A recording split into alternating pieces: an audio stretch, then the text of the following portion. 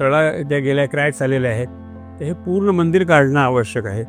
दुसरी गोष्ट, हे गाभारा पण आता लहान पडायला लागलेला आहे.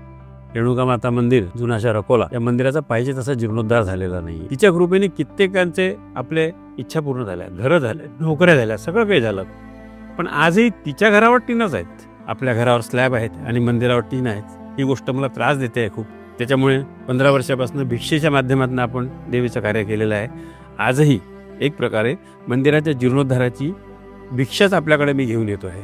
शिवधाम फाउंडेशन आणि रेणुका माता मंदिर अकोला हे आपल्यापर्यंत भगवतीच्या मंदिराच्या जीर्णोद्धाराच्या सेवेची संधी घेऊन आलेलं आहे. 50 वर्ष आधीचं जे बांधकाम आहे तर ते आता निर्जीव होत चाललेलं आहे.